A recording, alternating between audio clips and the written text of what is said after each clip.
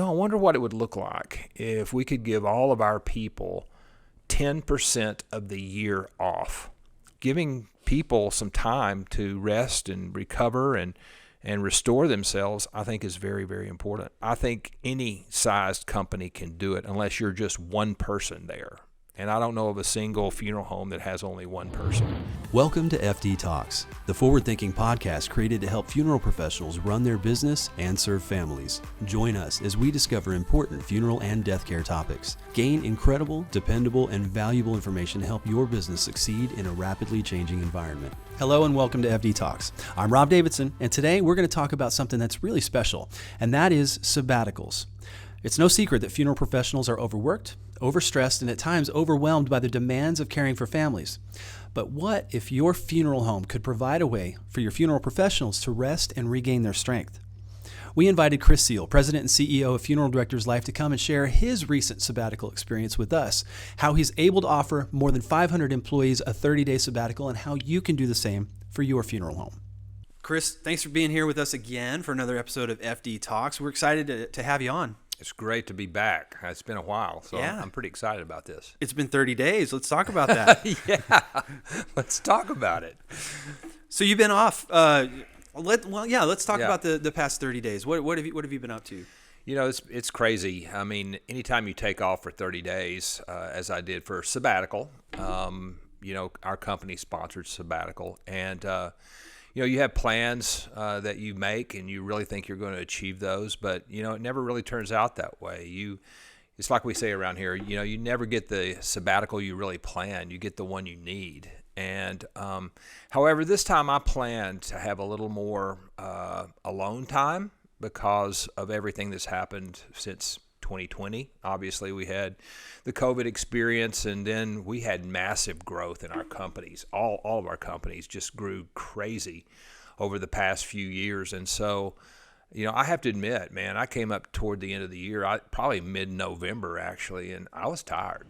I mean, just pooped. And so I made the decision that on this particular sabbatical that I really needed to focus on rest and kind of recharging the battery and being prepared to come back and really hit it the way I want to hit it. And so I am 100% rested. I don't know, some of our people may not like the fact that I am because, it's time to go to work. I'm ready to do it. So I'm pretty excited about where we are right now. But yeah, I just did a lot of rest. I went away to a resort and spa kind of thing, and it was crazy. It was in Tucson, Arizona, and it snowed in Tucson, Arizona, which I think it's only snowed like 3 times in history, and I've been there 2 of the 3 times that it snowed. So it's kind of crazy the way that happened, but it really caused me to not do everything that I had planned to do, and I think that was just part of being able to sit back and relax a little bit. And my wife and I got to spend a lot of time with each other, and so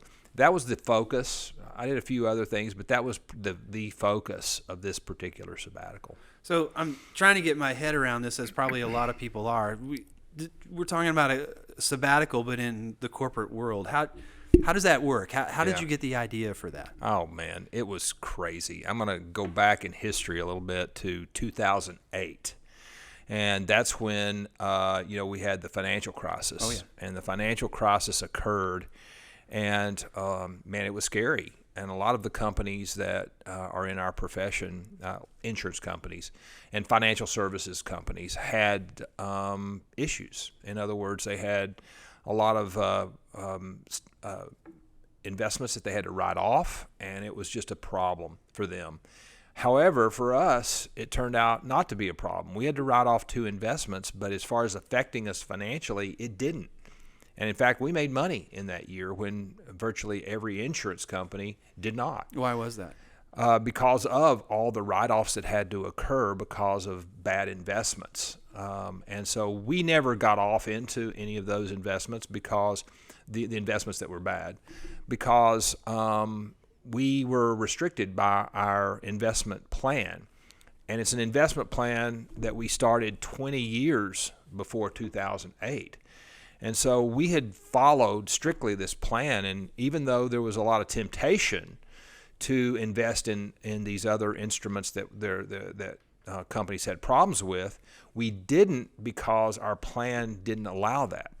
And so it really helped us. So based on the fact that we were not damaged and hurt by the financial crisis, I was reading actually the John Maxwell Leadership Bible, and I came across a chapter in Leviticus that talked about the Sabbath years and the years of Jubilee that the Jewish people were supposed to celebrate. And when I read that and I read John Maxwell's summary, I said, man, wouldn't it be great if we could take Sabbath years, every 7 years, take time off to kind of get ourselves back together.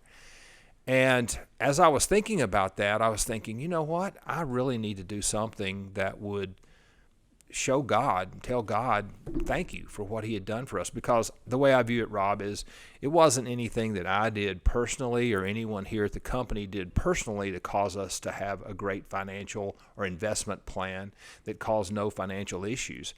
It was God's hand, and I felt like he was on that the whole time. And I know that may sound strange to some people, but it's one of those deals where I don't have any other explanation for why we weren't affected poorly by the financial crisis. So based on that and based on my reading, I thought, I wonder what it would look like if we could give all of our people 10% of the year off, like a tithe, right?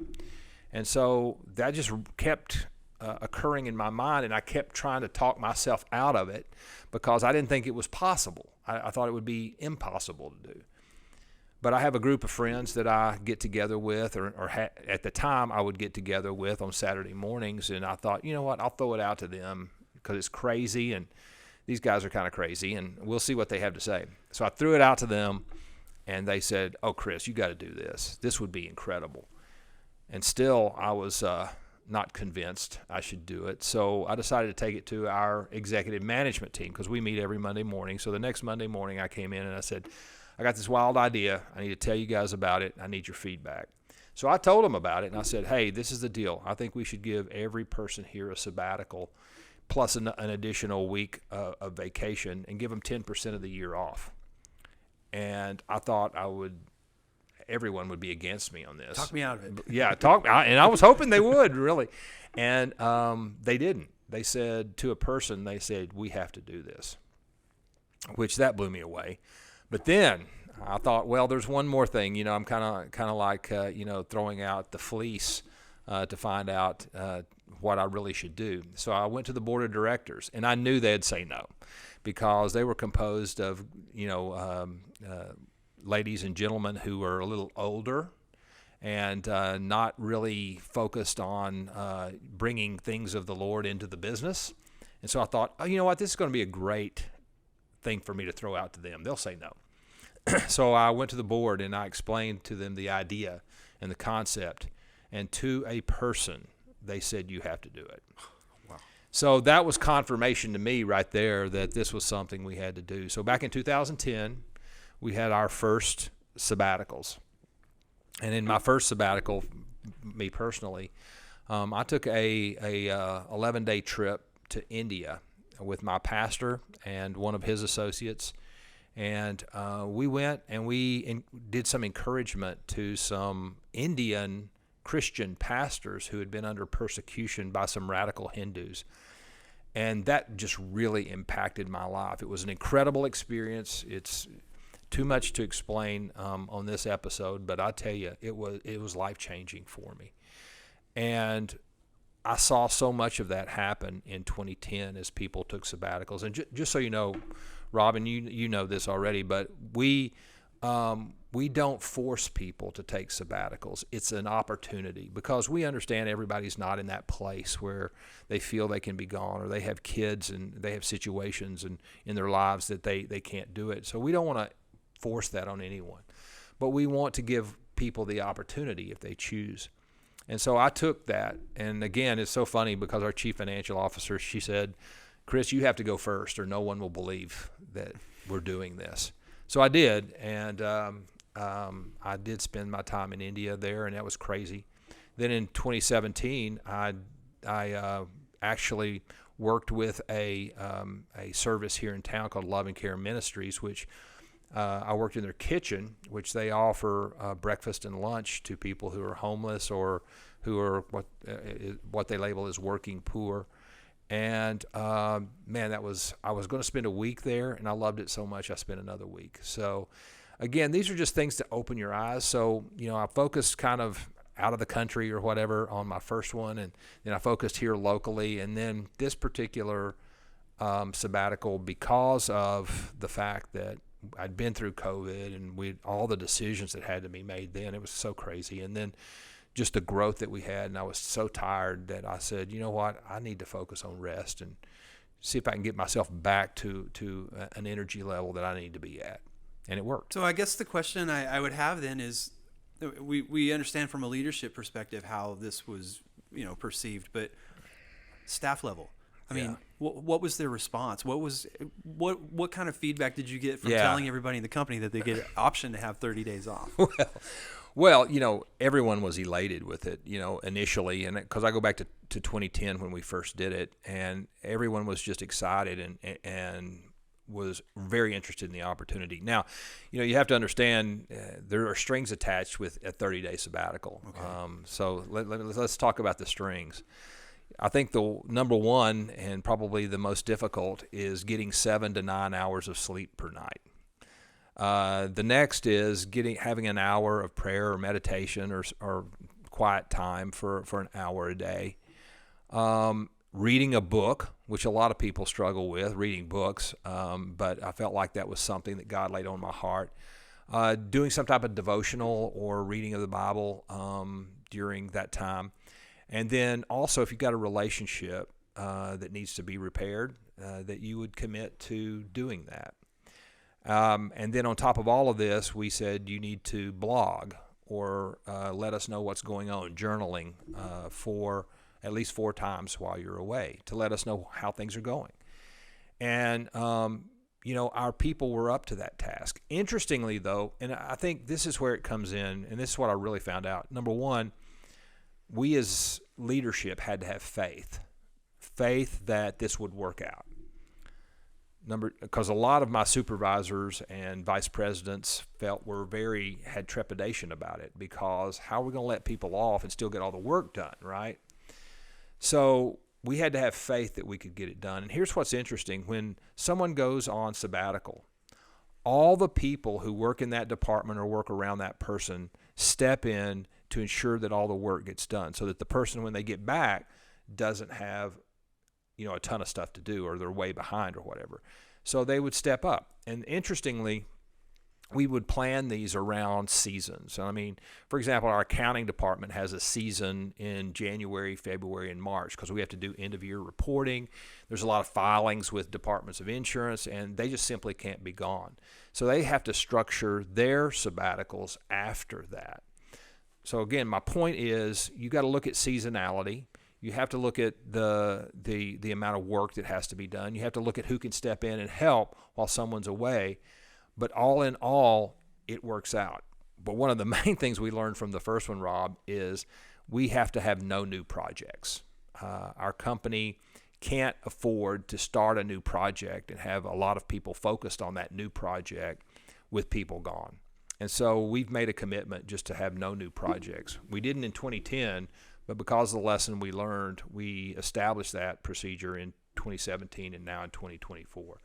And I think that helps us a lot and helps our workload a lot, not to be in excess, but to just be normal work that hopefully everybody can pitch in, help out, and make sure that a person doesn't get so far behind. And we found that actually occurs, and that the people who are, quote unquote, left behind, they really get the work done and are happy to do it, to allow that person the time off that they need to kind of get themselves back to a good place. Yeah, I know I've personally overheard conversations that you've had, and I've heard you even with other companies, with funeral homes, different people are going like, Kris, how do we do that? And they've asked you for advice. I know you've said a lot of those things. Are there some other things that you think would be good advice for anyone who wanted to implement something like this? I think for the funeral profession and for funeral homes, there are a lot of small funeral homes. There are a lot of middle-sized funeral homes.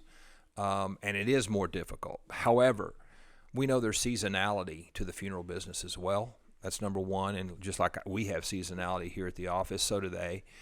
I think when one person is gone, you can find help to assist you with that one person, or part-time help or whatever that can help you through that season. But I think, and this is the strange part, and again, people may or may not understand it, but I think God rewards this type of thing. It's a sacrifice. It's showing faith that things can get done. And I think the biggest problem that most of us have who are leaders of businesses is we think the business can't exist without us. And the thing that I've learned the 3 times that I've now gone on sabbatical, and particularly this year, is this business does pretty well when I'm not here, which is humbling to say I'm not near as important as I think I am. And I think that's tough for any business owner, and it is for funeral home owner to say, I can be gone for 30 days and the funeral home won't burn down. Well, I'm here to tell you it won't. And again, but it takes planning. Let's say you have, 2 or 3 or 4 members on your staff. You spread that out, and you remember the seasonality of the funeral service and and you make sure that you're structuring it so that someone can take off one person, not all of them in the same month, but you spread it out over time, and you ensure that you're getting the work done, that you're taking care of families, and you're taking care of the work that needs to be done, yet you're allowing your staff to have some time to rest and come back, because funeral service is hard, man. Emotionally it's hard, and physically it's hard, and it can be a drain. And giving people some time to rest and recover and restore themselves, I think, is very, very important. So as far as I'm concerned, I think any sized company can do it unless you're just one person there. And I don't know of a single funeral home that has only one person. They've got part-time help, or they've got assistants, or they've got the guy down the road who's their friend who can help out. And I found, this is the funny part, I found that our customers really respect the fact that we're doing it. And they're willing to bear with us while we go through a sabbatical year. And they appreciate and value the fact that we're doing it. So I think that serves true with families and with other customers that a funeral home may serve. So that's just for me. I mean, again, I may be off, but I think it makes sense. I know that as a part of this organization, I've seen payoff in that, and I'm sure you have too, as far as when people are kind of changing out of their daily roles to cover other things. It's really a good opportunity for people to shine and to take on more, if that's what they're, it's a great environment and a culture for emerging leaders, I think, too. I agree, because the thing I hear is, like, when I was off, I had one of my people who took on some of my responsibilities say, I didn't realize you did so much. And I was pretty happy about that, honestly, because I do have my list of things that I have to get done, and approvals and so forth that I do in our business. Because again, you're right, Rob, we do have a larger business today. I mean, we have close to 500 full-time employees with full-time contractors and everything. I think we're over 530 now. So we've got a lot of people, and we've got to juggle a lot. We're even allowing our contractors to do this, and our select producers who are professional salespeople, but they're employed by us. We're allowing all of them to do that and to go on these sabbaticals, and because we think it's that important. We prioritize that, and we want our people to take advantage of this opportunity because we do think it's valuable, and we have seen results that have been absolutely incredible. And the effect that it has on those people when they come back is even better. But you're absolutely right. I mean, people substituting in and helping is the way this all happens, and they do it because they know that they're going to get to go on one later if they chose to do so. Well, Kris gave us a lot to think about, and I'm really glad he offered his thoughts on the importance of rest. Thanks again to Kris for joining us, and I really hope today's episode helped you reflect on how providing a sabbatical can help your funeral home and staff find peace and successfully serve families. Thanks for watching and listening. We'll see you next time. If you would like more information about today's topic or previous discussions, please visit us online at funeraldirectorslife.com/FD Talks. There you can find information about this podcast and submit any comments, suggestions, or feedback about our series. We also welcome your ideas for future episodes. Listen to FD Talks wherever you get your podcasts.